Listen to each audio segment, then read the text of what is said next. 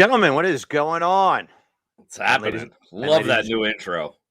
Yeah, I actually do too. We actually had me fired up. I'm ready to go, baby. We had a really cool dude on a post-game show, Frankie James, and he even commented, "What a cool intro." Yeah, he did. And he was a really cool guest host. We'll have to have Frankie James back on. But ladies and gentlemen, we are Flyer and Ice Pod, brought to you by the Heat Ratio Sports Network. Remember, check out YouTube and subscribe to Heat Ratio Sports.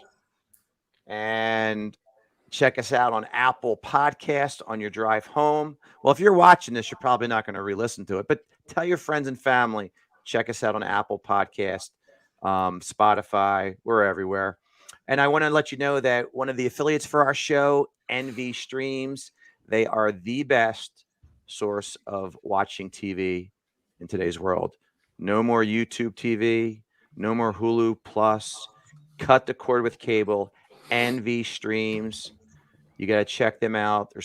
Their information is scrolling at the bottom of our screen as I speak. NV Streams, check them out. Mention Flyer and Ice, and they will hook you up with a discount. So, gentlemen, great to see you as always. I believe the last show we had the upcoming stretch of games with the Coyotes, the Penguins, and the Capitals. And now we're on the eve of Toronto tonight, Carolina on Friday. So let's address something that I mentioned. And if I asked a question, you could probably deduce it was on my mind, correct? I asked you, any concern for a letdown against the Coyotes? And Nikki went nuts, no pun intended, about, take the 6 goals guaranteed. You remember the Vegas thing? Yep. Yeah. You guys, we won the game 3-0, but it wasn't a 3-0 victory. So what were your thoughts on, we'll even jump, we'll cover 2 birds with 1 stone. Were you surprised at the flat performances against the Coyotes and Penguins, despite the fact we got 3 out of 4 points in those games? But we really should have had an easy 4 points, in my opinion. I'll start with you, Vance. What were your thoughts on the flat performances against the Coyotes and Penguins? I think they probably took the Coyotes a little lightly. As far as the Penguins, I just think that, it was a game where they were, the game went to overtime and they lost the game. I mean, the way I see it, guys, is, even when this team is not playing well, they're still coming away with points. Yes. Which is something that they didn't do, last year. So, the good thing is that some of these performances that are not their best they're still, leaving these games with points, and that's really important. So it's a long season. You're not going to be at your best every night. Sometimes you're going to be, up for a letdown. You're going to look at some teams, take some teams lightly.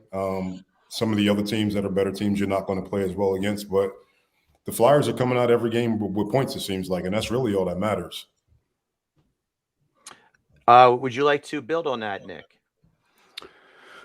Well, yeah, I was at the Arizona game, and I happened to have been sitting in the offensive zone where the Flyers shoot in the first and third period, and Vance is right. I mean, they definitely came out a little flat, and they look like they took them lightly, coupled with the fact that Arizona really would they looked like they were up for that game. You probably didn't see it on TV, but they had not a tribute, but they had a little video on Gostisbehere, which they I'm always against those kinds of things, maybe unless it's at the end of the game or something like that, but it looked like they were getting pretty pumped up. A few of the things that I've been harping on the last week since that game is there was really no front of the net presence against Arizona until the third period. A lot of these wingers, need to anticipate a little bit better when there's a shot or there's some activity that's going to generate a loose puck in front of the net. You got to anticipate that that's going to happen. You don't react that that's going to happen. And they were not getting to the net in situations where I personally felt like there was a few times in the first and second period that there were loose rebounds or, there was somebody that was possessing the puck that was coming into the slot, looking for somebody in front of the crease and nobody was there, particularly Konechny. He looked like he was just kind of like skating around aimlessly. So that was a big thing for me. And, I think they'll get better at those kinds of things. It's early in the season, but to me, that's going to be really important. We're not one of those teams that's going to be, we don't have players that are Connor McDavid skating through 4 people trying to get into the net. We've got to do it by, good puck support and creating space and moving the puck, in a systematic way. And they're getting better at that. And like Van said, they're still coming out of this with points. So all in all, it was a pretty good stretch in my opinion. Real fast before I get to you, Nicky Nuts. Adam, yes, this one happened to show your name. We're realizing that a lot of the comments say Facebook user. That is our buddy Adam checking in. So, Adam, I agree with you. I'd love to see this team get on a long-term roll, but they have a tough schedule coming up, so we shall see. Nicky Nuts. This is the part of the show where we need to see the Nicky Nuts come out. How disappointed were you at their performance against a Crosby-less team, a Malkin-less team, a Dublin-less team, and a team that had Letang first game back after being weak from COVID, and they had to scramble to get it to overtime, which was good, of course, as Vance mentioned, but it was just a really bad performance in my opinion. Well, every time they go against the Pittsburghs, it's going to be a battle. It doesn't matter if there's 7 guys out or we have nobody. We always make it a big time game. So you can't get held up on the fact that they didn't have this, they didn't have that. They always come up and we always play tight together throughout the history of the Flyers and the Penguins. As far as Arizona, there definitely should have been more goals in that game. But, this guy has been playing really, really well. And Is that Martin Jones? No, that is Hart. That is hard. Listen, both goalies have been playing very well. They both have been. And the biggest takeaway from those 2 games was when we shoot the puck, we are missing the net. We have to get that puck on the net more because that kills all momentum once that puck starts flying the other way. You got to pick a corner. You can't just shoot the puck to get hit to go towards the goalie. Pick a corner. They always shoot either right at the goalie or they're 10 feet off the net. And I understand that's tough to do when they're skating. And I trust me, I understand it. It's just they're professionals. They should be able to pick a corner at any given time. I mean, look at Connor David. Every time he shoots the puck, it's precise. And I hate to bring out the best player in the league right now, but he does. And he is the best player for a reason. Then that reason. Plus, he can skate through anybody. You get your burgers at Donald's or McDonald's? I get my burgers at McDonald's. All right, cool. So, Nicky Nuts, what you did say kind of parallels what Nick was saying, especially when they get shots from the point. If they had a little traffic in front of the net, that would also make it more difficult for the goalie. So 2 points tied together. All right, so gentlemen, my next question for you. And again, this is not pick on Nicky Nuts Day. It just happens to piggyback on something that you said last week that I believe Vance and I disagreed with. You had mentioned how you thought Braun has been brutal, and I can't disagree more. I think he's been actually beyond solid this year. And when we were all hard on him last year, but we were hard on the whole defensive core last year. I think Ryan Braun has been playing excellent hockey. And this is my question I'm going to pose at you guys. Has the Ellis injury indirectly enhanced Braun's game? Or is it directly enhanced Braun's game? Subconsciously, consciously? I'll start with you, Nicky T. I'm not sure, if the injury enhances game or has given him any additional motivation, but I hate to bring it 3-1, Nicky, but man, he looks pretty good. I mean, he's playing very, he's not flashy. So maybe that's where, a lot of the fan base might see that, he's, for all intents and purposes is not playing well, but he's playing very fundamentally sound defensively. And he honestly knows when to get into the rush. He's playing a little more physical as well. And I'll be honest with you guys, Nick Seeler looks really, really good. Like, he's against Arizona, the guy stood out to me as executing plays to the T, not making any mistakes at all in the defensive zone. None. Know when to join a rush. And obviously we see he can be a little bit physical. So that, between the two of those guys, we can go on to some of the rest of the defensive core, and especially Sanheim, back to Nicky Nutz's point about hitting the net or picking a corner. My God. I mean, his shots from the blue line or from defensive position in the offensive zone are like 10, 15 feet wide every time. And, those kinds of things, you're not only missing out on an opportunity to score offensively and produce, but those kinds of shots trigger,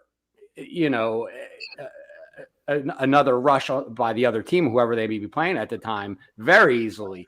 So it's very scary, and he's got to get that under control.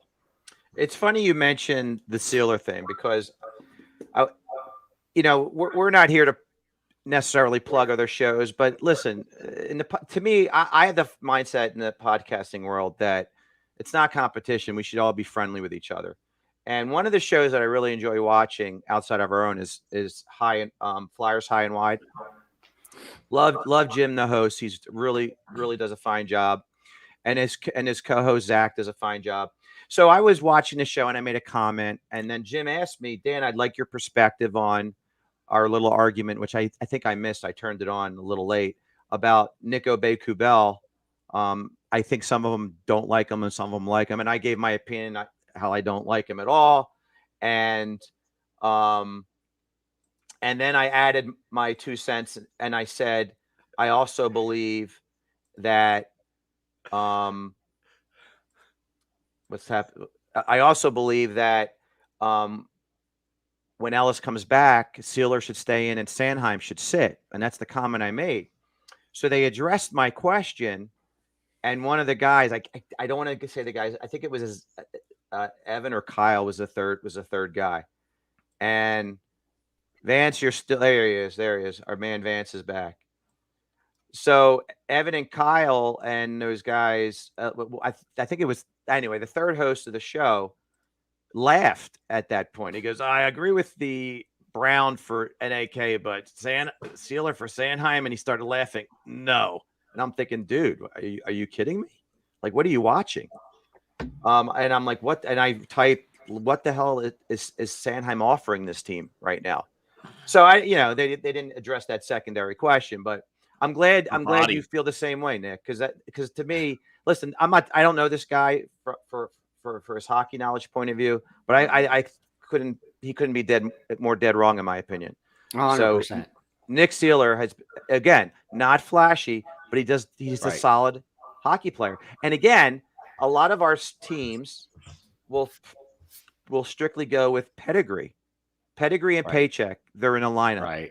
Right. And the guys like Sealer and company will sit, even if they're playing better hockey. Well, hopefully they'll see that Sealer has earned a spot on this roster on a more permanent basis. So anyway, I got on the soapbox there. All right, let me get to my next question. All right, so we move on from the 2 flat games, and we have the mighty Capitals, who are on a roll. I don't think they had lost a game in their building all year. Ovechkin was on a point streak, and I thought we played a tremendous 2.5 periods of hockey. So, gentlemen, we'll start with you, Nicky Nuts. What were your impressions on the Washington game? I thought the Flyers came to play that game. I thought they were back and forth. Washington is a great team, though. I mean, I'm impressed with the way they just handle teams. They just completely control what they want. They dictate what they want to play and how they want to play. Versus, I think the Flyers don't dictate how they want to play. I think they adjust and they play according to what they're given as far as space and avenues that they're going to have. But all in all, I thought that was a good test for the Flyers. It was an important bounce back, and the irony was we all did our little predictions of the 3 games and the points they would get. And as I was talking with Frankie James on our post game, everything like flip-flopped. We got the point totals we wanted, but just not in the predicted pattern that we thought. Nick the Scout, build on what Nicky Nuts just mentioned. Yeah, I'm in agreement. I mean, he touched on a lot of points that I was going to touch on. This is, that game in particular was about executing Vigneault's system, and for about 50 minutes they did it. They're not going to be the most skilled, fastest, even the most physical, even though, we are becoming a little more imposing, but our roster just isn't built like Edmonton. So, we've got to build success upon a hard forecheck, and which they did for a good 50 minutes. Just put pressure on good teams like that and make it difficult for them to break out the puck. In anticipation, like Nick was saying, and puck support, that's how this team's going to win. They're going to move the puck. They're going to anticipate. They're going to have chemistry. And we're going to see them, be in games really up until the end if they continue to execute Vigneault's system the way they have been, especially in the Washington game. And Vance, this team last year, they might have had a game out of the blue where they had a 2.5 period lead against the Capitals. But once that pressure started, the last 10 minutes, we were on our heels. We all have to admit that. But our goaltending held us in. We had some key block shots. Last year, that game would have went from 2-1 to 5-2 in a heartbeat. So I don't think it was a concern that we were on our heels. I think a team like Washington, they're going to pour it on late in the game when they're trailing. So how did you interpret the last 10 minutes of, quote, being on our heels? Uh-oh. I think we're having Vance problems. Can you hear me now? We can hear you, but you've got the Kung Fu Theater thing going on right now.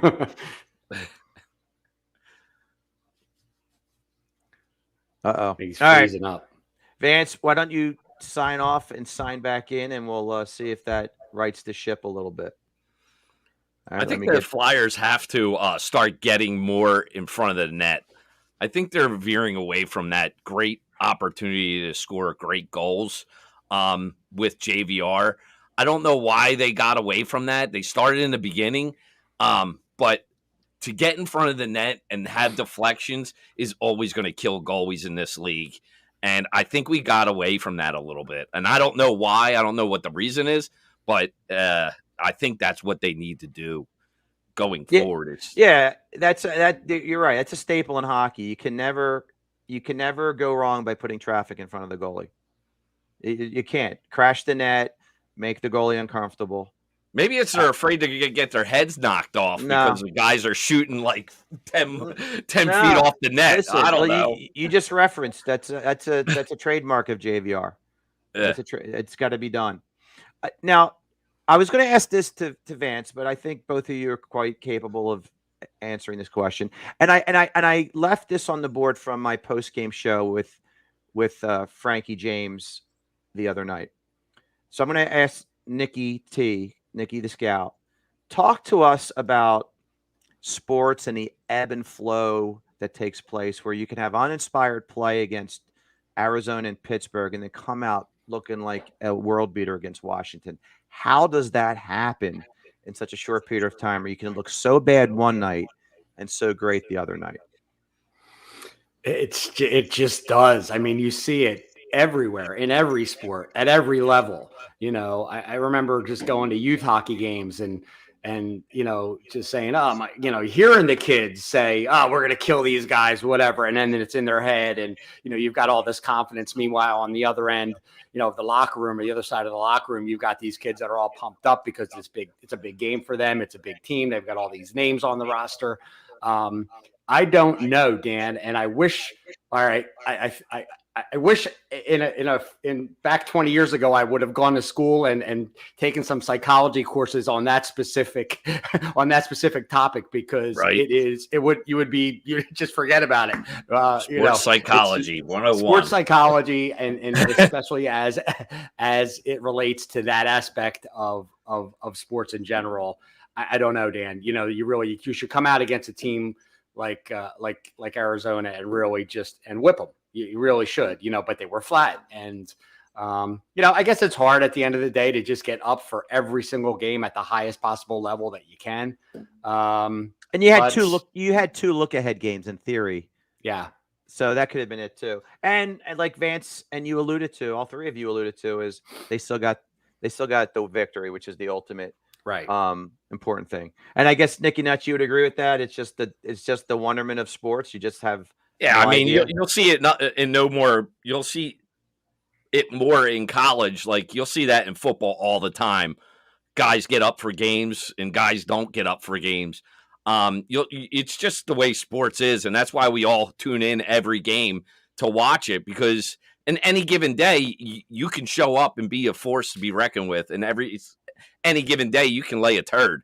So that's why we watch sports. That's why people are bet on sports, because it's the rush of not knowing what the outcome is, but the anticipation of what you see is one of the greatest feelings in the world. And that's why, again, I'm not tooting my own horn.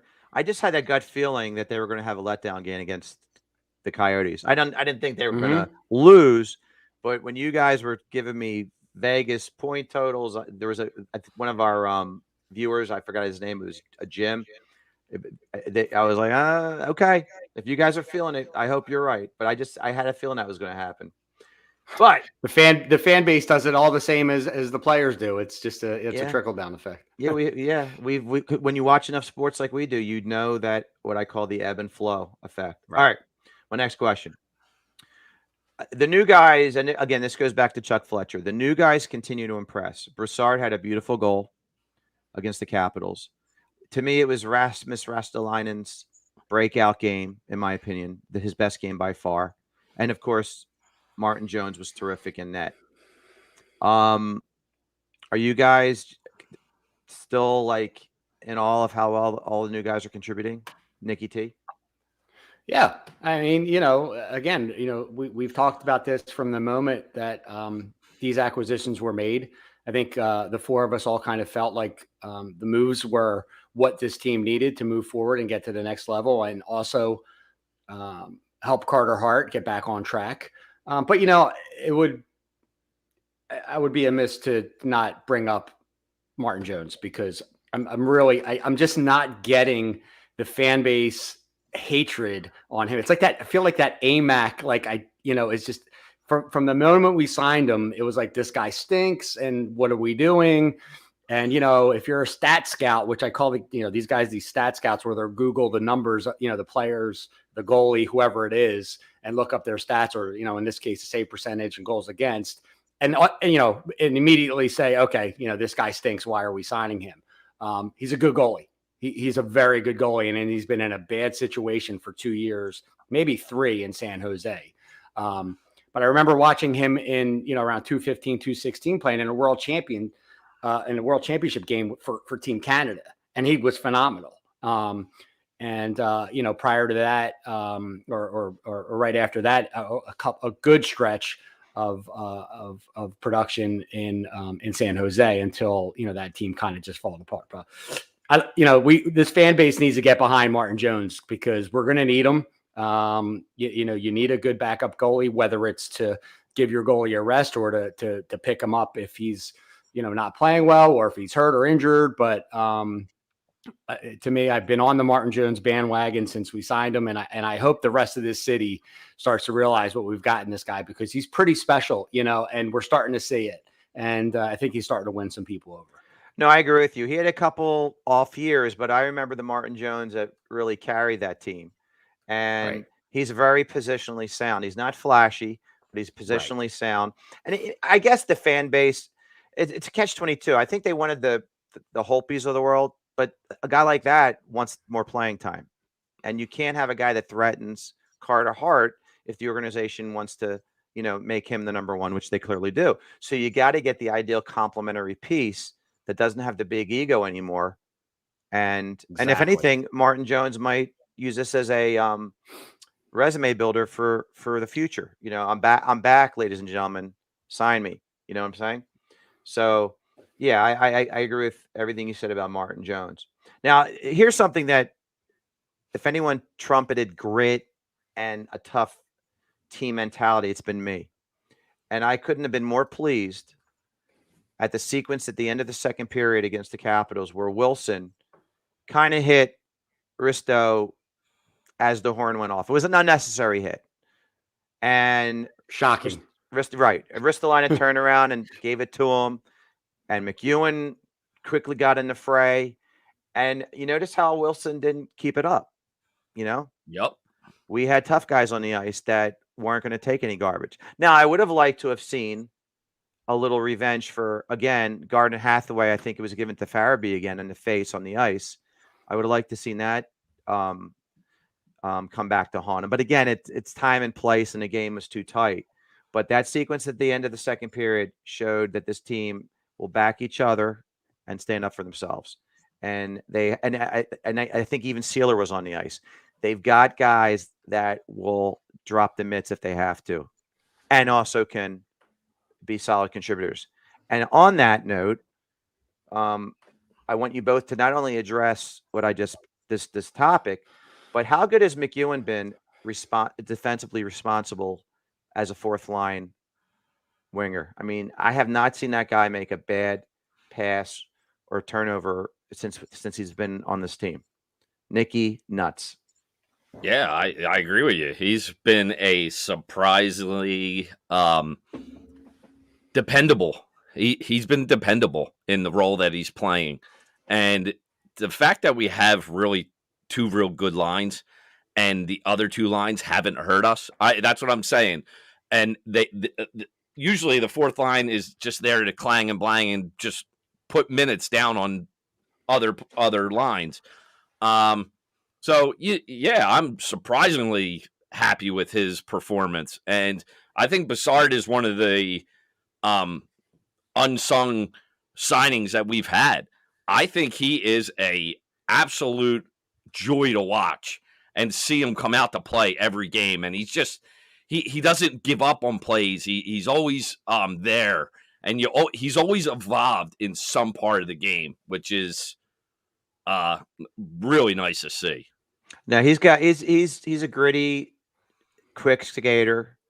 He's been great. And this is a little off topic. Every time I think of Brassard, I think of Zuccarello. You remember how they would kill us with the Rangers? Yep. Anything you want to add to that, Nick? Yeah, I mean, it was Bastion that hit Giroux right in the game against Seattle. That cheap shot, and then we went after him at the end of the game to set the tone on it was basically the season, right? Yeah. And that was that Sealer there too? No, it was Nick Sealer Thompson. and Bastion. That was Thompson. Oh yeah, it was Thompson. Right. So Thompson goes in there and says, this isn't going to happen, and it's not going to happen again with the Seattle Kraken, and it's not going to happen with anybody else in the league because the Flyers are a different team, and we're going to protect our players, and we're going to go to bat. For two guys like Tom Wilson and the rest of the league, if you feel fit to come in and do some things that you're not going to do, cheap shots, whatever the case may be, but we're going to match your physicality. So it's a good thing, and I hope I'm confident that we'll continue to see it as the season continues to roll out. I love that, dude. I love it when when you're froggy, jump. And I love the fact that they do that. If the players want to get at us, we have the players that are going to do that. We actually lost it with this guy when he left because he did it all the time. Yeah. Simmons did it all the time. And you know what? Now we have a team that's going to back each other up, and we missed that immensely the last year and a half. No, I that's what we were screaming for it. We have to find toughness, and we haven't seen it yet, but Patrick Brown is scrappy also. So right, he's another guy that'll stand up for his teammates. All right, so we have a big game tonight. Part of this show was to do our weekly podcast, and part of it was as a pregame show. So let's address the puck points for the Maple Leafs game. So I have as a puck point to maintain the intensity against the Capitals. Do we see any way, shape, or form that they don't come out with intensity in this game? Nicky, nuts. I don't know, because every game they've been kind of slow start, and then they pick it up in the second, or they have a slow start to start the second. They always have that one period where they come out slow, and I would love to eliminate that in this game, and I think they got to eliminate that in this game to be effective. They got to play all three periods as intense as the start or the finish. Nick Tassi, do you see any issues with them losing their intensity? It's hard to say. I mean, Toronto is so offensively skilled. I mean, they got some of the best forwards in the league. The most, and I think we've noted that 4 or 5 of them are the ones that are leading. The top 5 in the team in scoring: Matthews, Marner, Tavares, Nylander, and Riley. And those guys are really good, and they play really well together. And they've been together long enough that their chemistry is really starting to work. So I'll be honest with you, Dan. I think you might see a little bit of a slow start tonight. We might be on our heels, chasing the puck a little bit, because I don't think they've seen this level of speed. Well, they did with Edmonton and Florida. So, if they approach this game like they approached the Oilers game, it's possible that we could see a faster start. But I don't know, man. What do you think? I'm 50-50 right now. No, I think first of all, I believe that Toronto's on a bit of an uptick. They lost their last game to the Kings, I believe 5-1, but they won 3 in a row prior to that. They had a slow start, and I think they won 7 out of 10 at one point. So they've had a little bit of resurgence to their season. Matthews, I think, missed a few games with injury. Right. Like you said, their big 5 of Marner, Tavares, Matthews, Nylander, and Riley. They take up the entire payroll, and they're the top 5 scorers on a team. Right. So I think the Flyers realize this is a damn good hockey club. So I'm hoping they come out with intensity. And it brings us to our next puck point. Do we expect Hart to continue the goaltending play that we've been having and continue to shine? Nick, we'll start with Nick the Scout on this one. I do. I mean, he's got the confidence. You can see it, regardless if it's been 2 games or 10 games so far, or somewhere in between, which it is. He looks confident. He looks sharp. He looks focused. Perhaps whatever was in his head to reduce that confidence level for most or all of last year seems to be rectified. So I absolutely do think it's going to continue. Now, does that translate into shutouts or, 1 goal and 2 goal games? Possibly, or maybe not. If Toronto puts four points or 4 goals up on us tonight, or 5 goals on us tonight, and they're bad goals, or there was collapses in the defensive zone that caused those kinds of things, and it really wasn't his fault. It'd be interesting to see. But yeah, I mean, I think, in my opinion, I think this game could be a 4-3 kind of a game, a 3-2 kind of a game. I don't think either team has the ability to blow either team out. So yes, but to answer your question, for sure, I think the confidence level is definitely there. You could see it. I mean, it's obvious. I mean, you don't even have to look for it. I mean, it just exudes, his play right now. And I expect that to continue. And Nicky Nuts, again, it's funny. Like, I came up with this idea of, puck points for success. It's kind of like when you watch any show, keys to success, what the Phillies have to do to win the game tonight, throw strikes, get to the bullpen early, or the other team, football, be successful in the red zone, get to the quarterback. A lot of these are cliched, obvious points, right, Nicky Nuts? But with this game in particular, with the guys I mentioned, Tavares, obviously Matthews, Nylander, all these guys, Marner, we got to stay out of the penalty box. Yeah, absolutely. Without a doubt. That's definitely number 1 on my book, is that penalty box, because that can change the entire complexity of this game. Hart absolutely has to come play. And I think, going back to the goalies, I think they both are pushing each other to be the best goalie they can be, which is great competition. And that's always a great motivator, especially when you see them both produce. They're pushing each other to get better, and it's better that they don't curl up and go into a hole. I want them to compete. I want them to come out and then beat each other. At the end of the day, I think tonight's game is really all about the penalty box and special teams. No, you have to. That's another point I had. You have to have strong special teams in general, right? I mean, I'd like to see us put some pucks in the net on our power play, and obviously limit the dumb penalties. I think we had 3 penalties against the Capitals. 2 were stupid. One, Lawton slashed the stick out of Ovechkin's hand, which was nonsense. I believe was it Sealer punched someone on the Washington bench? Yeah. Nonsense. The only penalty that was legit was that when Ovechkin was trying to shove the puck through Jones's pad where we grabbed the stick. That was a smart penalty. So, but we can't have stupid penalties. Nick mentioned earlier traffic in front of the net. That's always important. And my final puck point is I want us to maintain physical play. I don't want us to have physical play only when we're playing physical teams. I want us to set the tone. Maintain physical play.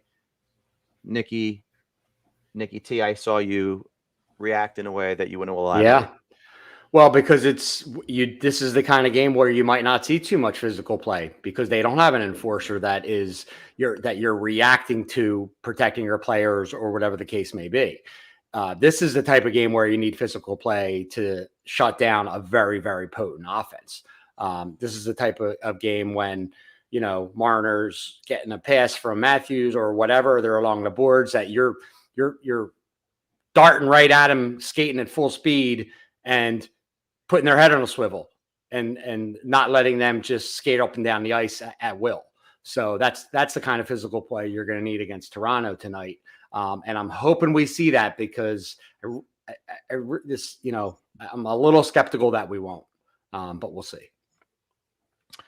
Yeah. All right. So those were my puck points. And honestly, I'm embarrassed to say, ladies and gentlemen, I was going to put this up as a graphic, but I have another graphic that's all ready to go, and I can't share screens concurrently. It's hard to explain. So I just verbalize it versus showing the graphics. And if you're listening to this on Apple Podcast, you can't see it anyway.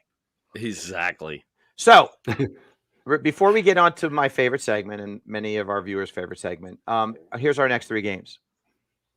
Tonight against Toronto, at Carolina Friday, and are we at Dallas, Nick? At Dallas. Yeah.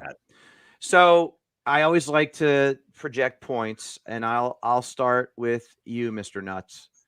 Tonight, Friday against Carolina, and then at Dallas. 6 points on the board. What are we looking at?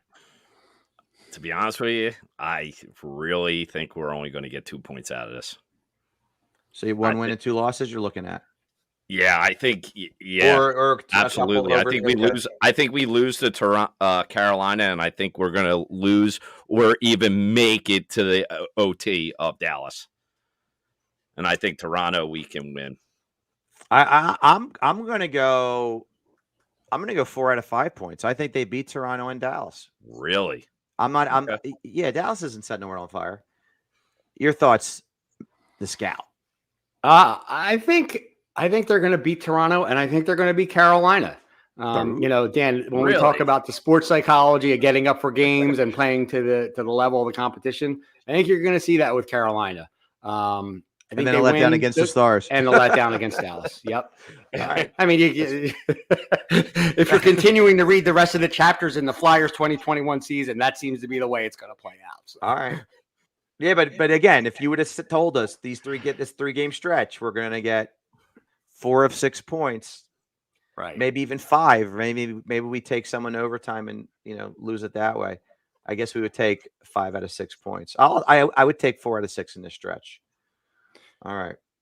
So we don't have Vance, so I'm going to have to ask somebody to step up to the table as I prepare one of the most important questions in all of sports. I'm going to go with, actually, before we do this, before we ask this important question, Nick, tell us who this segment is sponsored by, please. Sponsored by Fuse Barbershop in Newtown, in PA. You check them out. You go there. You tell them that you're a fan of the Flyer and Ice, and they will give you a 20% discount on your first cut. They are awesome. They got awesome murals on the wall, rock stars. They got guitars that are signed. It's a really cool spot. If you haven't checked them out, go check them out and tell them Flyer and Ice, and they will take care of you. And I will tell you, these three good-looking men that you see, we all go there. We all go there to get our haircut. No, Dan. Oh, God. We just lost all the customers. All right. Well, I'm sorry. I'm sorry. No, we all look good. Come on, knock it off. One of three, maybe. We're good-looking men. We're good-looking men. So I'm going to ask you, Nikki T, what time is it? It is time for the penalty box.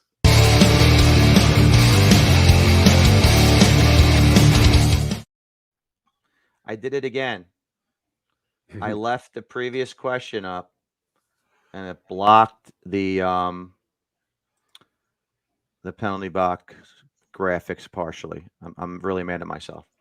But anyway, so ladies and gentlemen, it is not easy. It is not easy coming up week after week with really cool penalty box themes. And if you only knew the mind of Dan Green, you'd probably be scared and move far away from me.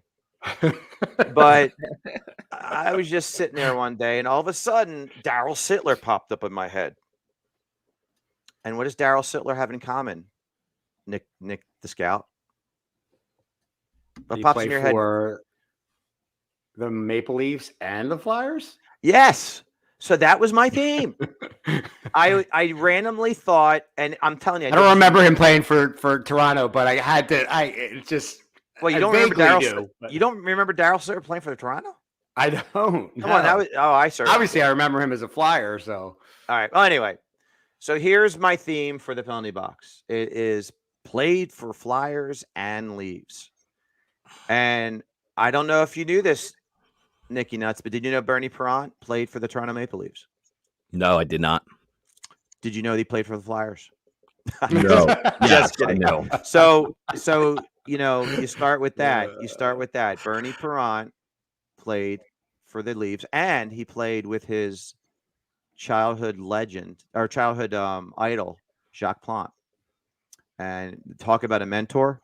Jacques Plante got Bernie Parent's game and confidence going.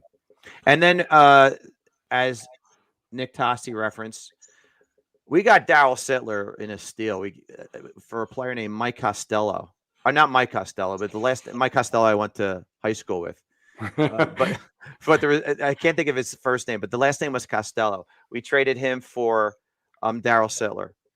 And Sittler, a lot of times the Flyers get razzed for bringing in Howard Chuck and Coffey and Van Vriesbroek, guys that were at the end of their career and really didn't contribute much. But Darryl Sittler had a 40-goal season with us. So he was really a solid player for us. And I remember like yesterday, Bobby Clark retired after the 83-84 season, was immediately named the general manager. Darryl Sittler, I remember being interviewed, I think by Yuki Washington, thought he was going to be the next captain of the Flyers. And the very first trade Bobby Clark made was trading Darryl Sittler to the Detroit Red Wings for Murray Craven and Joe Patterson. It was actually a brilliant trade, but it broke Darryl Sittler's heart. But Darryl Sittler's a Hall of Famer that played for the Leafs most of his career and the Flyers. And then, of course, you got Eric Lindros. Eric Lindros obviously made his bones with us, and then unfortunately, because of his post-concussion issues, kind of became a journeyman player after he was with us. And one of the stops he made was with his favorite childhood team, as he's an Ontario native, the Toronto Maple Leafs. So there's another one. And I don't know if a lot of people realize Michael Remberg, part of the Legion of Doom. A lot of people remember him playing for Tampa, but not a lot of people remember him playing for Toronto. So Michael Remberg also played for Toronto. And one of my favorite players, again, Vance and I discussed, so I'm going to put together an episode of players we let get away too soon. And one of them is Dmitry Yushkevich. Dmitry Yushkevich, to me, was a very solid defenseman, and he became a terrific defenseman with Toronto. And then we got him back again for a cup of coffee, sort of at the end of his career. He played for the Flyers once again. But Dmitry Yushkevich, before we move on, Nick the scout, tell me your thoughts on Dmitry Yushkevich, because I saw the positive side with that comment as well. From what I remember, I mean, he was just a team guy. I mean, he was very fundamentally sound. He was a power play guy for us too, right? I mean, he had a nice shot, and he played rugged. He played rugged for a guy that wasn't so big. Yeah, little guy. But solid defenseman, and I think you're right. We have a tendency to kind of let young players go when we think maybe they're in their prime and they're on the downswing, and that definitely wasn't the case. And we wound up getting him back when he was maybe a little bit past his prime, but a household name for the Flyers. I mean, if you hear the name Dmitry Yushkevich, I mean, any Flyers fan could tell you, a little bit about him and when he played here. So, and watched them as a fan. Now, I don't mean to put you on the spot, Nicky Nuts. If you did your homework, this wouldn't be putting you on the spot now. Do you know who the next player is on my list or my graphic? No, I don't. All right, then I'm going to have to defer to Nick the scout. Do you know who that player is? I don't. You guys. I'm looking at. I can't see the numbers. What's the number? 19? 15 on the Flyers sweater. 15. Oh, it's 15. 15. I'm not sure, Dan. All right. He scored a really important overtime playoff goal. I think his last year with the Flyers. I believe he was part of the Chris Pronger trade and wound up just St. Louis. After going to Anaheim, he went to Toronto. Oh, Anaheim. No, right. No. All right. It's Joffrey Lupul, ladies and gentlemen. It's Joffrey Lupul. Yeah. So Joffrey Lupul was a solid. Would you say a third wing, a third line winger, a solid third line winger? Third or fourth. I mean, yeah. I mean, he wasn't a top six guy. No. Well, he was on the power play. He had that European. He had that European kind of a style. I mean, it was. But he wasn't European. That's the thing. He's right. Poorly spelled name. He had that. He had that get up and go, and good speed. Yeah. I mean, I think he was a good gritty guy to be having on the third, fourth line. Yeah, he wasn't necessarily a legendary bit player that deserved to be on the list, but the hamster wheel brought him up in my head. Yeah. And then I think Nicky Nuts, you know who the next guy is, right? I'm circling with the mouse now. Yeah, I don't see it. You don't see it? I don't see your mouse. I don't know where we're at. How about the third guy bottom right, from left to right? The third guy. JVR. Correct. So JVR obviously was a second overall pick for us in the entire draft. The year we lost a coin flip, and they had to settle for him over Patrick Kane. Unfortunately, went to Chicago. So we had JVR. He had a tremendous playoff run when we went to the Cup, but he never lived up to the hype during the regular season. Would you agree, gentlemen? And I think we kind of gave up on him, and he put up, I think pretty solid years with Toronto, number 25 there with Toronto. I think he had multiple 30-goal seasons with them, enough to say, you know what, maybe he's a different JVR, and we signed him to a monster contract, and he had a solid year for us last year. This year he's been playing well, but the points aren't showing, if that makes sense. So both him and Yushkevich were Flyers that had two tours with the Flyers, with being with Toronto in between. And I'm going to leave the last guy for you, Nicky Nuts. I know he's one of your all-time favorites. He's everyone's all-time favorite. Who do we got? On my wall. Yeah. Simmons. Yeah. So Wayne Simmons currently, we'll see him tonight for the Toronto Maple Leafs after he's bounced around with the Predators, Who was it? Did he have a pit stop with the Capitals too? No, No. I don't think so. Where did he played? Who did he play with before going to Toronto? In between Nashville and Toronto. Boston, maybe. I'm trying to think. Nah, it wasn't Boston. Let me see. I'm gonna. It was a Southern. No, well, he played with the Predators. So, ladies and gentlemen, we're being a little unprofessional. We're Googling on the spot here. Generally, I'm a savant with my knowledge right off the top of my head. Wayne Simmons stats. Let's pull him up. All right. Not the Devils, Dan. Aha! Yeah. Yep. Hey, I told you he played on the. Man, I don't even remember. I knew he played in our division. I said Capitals but so I knew he played in our division again. And Buffalo for a cup of coffee. Yes.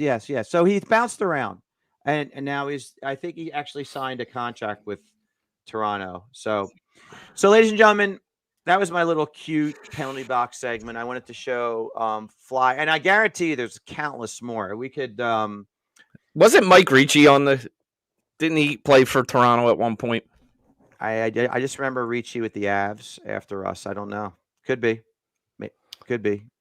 Oh, he went to he was part of the Lindros trade. Yeah, he went to the Nordiques Quebec. Quebec. Yeah. Yeah. But yeah, I'm sure there's countless others that we could have thought of that just didn't pop in my head. But those were guys that Dan Green's hamster wheel threw up on the graphics. Perrant, Sittler, Lindros, Remberg, Yuskevich, Lupul, JVR, and Wayne Simmons played for both the Flyers and the Leafs. Ladies and gentlemen, as always, I want to thank you for joining our show. I am Dan Green. Below me is Nick the Scout Tosti. To the screen's right is Nicky Nuts Crisco. We are Flyer and Ice. We are brought to you by the Heat Ratio Sports Network. Again, check us out on YouTube. Subscribe. Tell your friends and tell them the drive home on Apple Pod is the way to go. Check out Fuse Barbershop. And again, cut the cord. Go to nvstreams702.com. And it's time to switch. I have them. I'm watching hockey everywhere at any time. It's amazing. It's awesome. NV Streams. Check them out. Awesome. And we're not going to do a post-game show tonight, so let's cross our fingers and hope the Flyers have a good night. Flyers. And as Let's go, always, baby. Let's go. Good night, good hockey. And if you want to see something fun, watch the Nicky live show on Facebook. Nick, baby. Share that with the people. Welcome to the Nick Show, baby. Find him on Facebook. Welcome to the Nick Show. You go to the Flyer and Ice group. You like the Flyer and Ice group. You'll see it. I post it every now and then, and you'll see what it's all about. And then you can tune in if you feel like it. And you'll see why I found him and why he's called Nicky Nuts. So on behalf of the crew, good night, good hockey, and maybe we'll catch you after the Carolina Hurricanes game. Yeah. Take care, everybody. Later.